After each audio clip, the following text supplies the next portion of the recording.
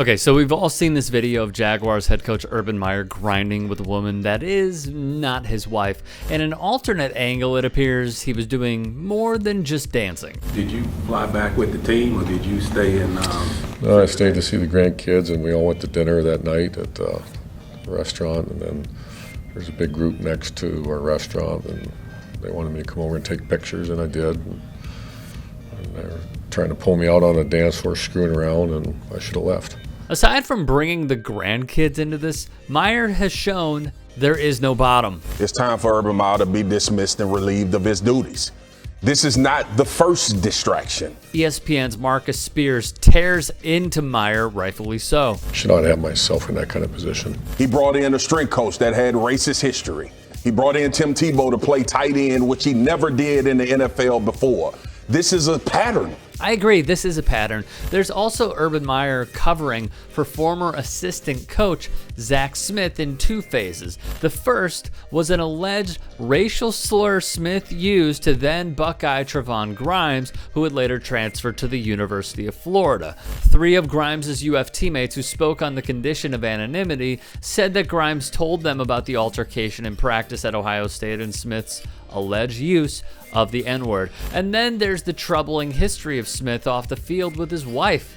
It's unacceptable this guy was allowed to work on campus in the first place. Then there's the fact Urban Meyer's wife, Shelley, who's a registered nurse, compared COVID to the flu, which is not only insane, but highly irresponsible. She attempted to cancel Colin Kaepernick for kneeling during our nation's fight song, even going as far to insinuate Tim Tebow is a better quarterback. She has shared a fake All Lives Matter post from a fake Serena Williams account. She attacked Alexandria Ocasio-Cortez over a fake tweet. If you think, well, she does her own thing, no, she does not. She sat in on all of Urban's negotiations during the hiring process and quickly became the program's go-to resource for gray area discipline problems. And then you look at Urban Meyer's programs. Who could he bring in to inspire his teams? Answer my question. Gentleman like he's some sort of criminal. He's not a criminal. The election of Donald Trump in 2016, in my opinion, was divine intervention. That's right, failed gubernatorial candidate Larry Elder. Elder tweeted of their lunch meeting and how he addressed racism with Meyer's players. The idea that there's systemic racism against black people is a lie. One of those players, Nick Bosa, became a big supporter of Larry Elder's, retweeting him routinely. Bosa is also a big Trump supporter. I am genuinely curious, where is the keep politics out of sports crowd with this? It's crickets, at least it appears. I really enjoyed the fact that you invited me. I had a good time, and I've stayed in touch with at least one or two of your players ever since then.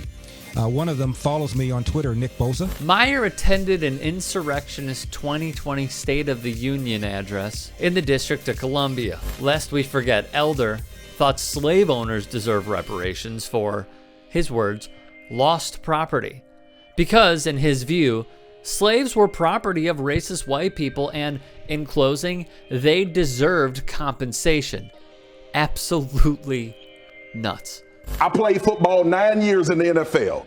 Every head coach I ever had said, don't be the guy to take focus off of what we're doing as a football team as we try to win games. It was a message that resonated throughout every locker room I've ever been in.